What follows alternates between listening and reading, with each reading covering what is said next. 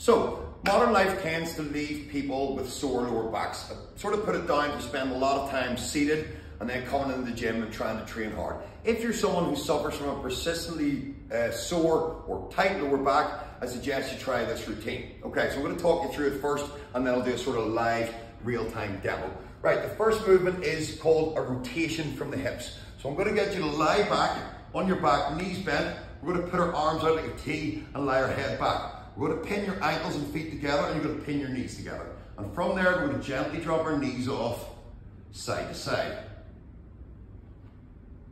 Keeping our shoulders nice and square. So that's exercise one, it's rotation from the hips. Exercise two is called a 90-90 stretch because our knees should be roughly at a 90-degree angle. We're going to set ourselves up with quite a significant gap in our heels, toes hooked up like this.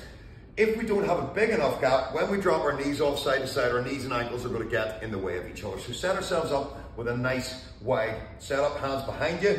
I'm going to drop both knees off to the right and we're going to sit up and sit square with this wall to the right.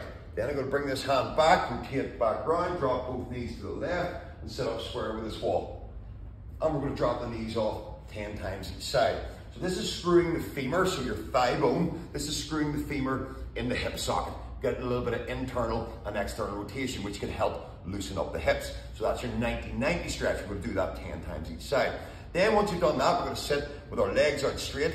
Not as wide feet as the 90-90, but you know, maybe a foot and a half in there. Sit up nice and tall, and we're going to bum shuffle backwards. This is called the QL walk. Okay, QL, two small square muscles at either side of your lower back. If they get seized up, this movement can help release them, okay? And this is just giving our pelvis a little bit of a sort of side-to-side wiggle, can help release that. So what I'm going to do now is I'm going to just do a quick wee demo through that sequence of 3 exercises, our rotation from the hips, our 90-90, and then our QL bum shuffle. I recommend doing 10 reps each side, but for this demonstration, so the video doesn't last all day, I'm just going to do 5 reps each side, and you get to see it from all different angles here. So we're going to lie back, we're going to do rotation from the hips, arms out like a T, knees and ankles pinned together. We're going to go 5 times each side.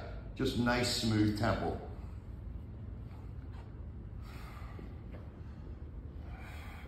If you find a particularly tight spot, feel free to stop and pause in it.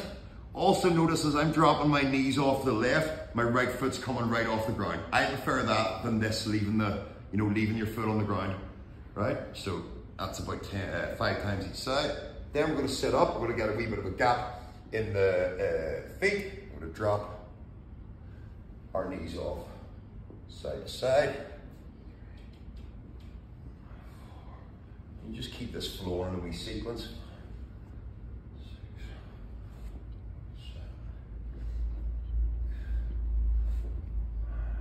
And that's 5 times each side. I recommend you do about twice that. And then the last one, sometimes people feel a wee bit silly doing this, but this is a brilliant one for releasing the lower back, the QL bum shuffle. As I say, I'd be doing 10 times each side, and I would run through that 2 or 3 times in the morning if you're stiff when you get out of bed, and again if you feel stiff either before a gym session or at night before you hit the hay. Give it a go. It needs no equipment, as you've just seen, and what we find is our members and clients here in the gym find it extremely useful for loosening up any type of lower back.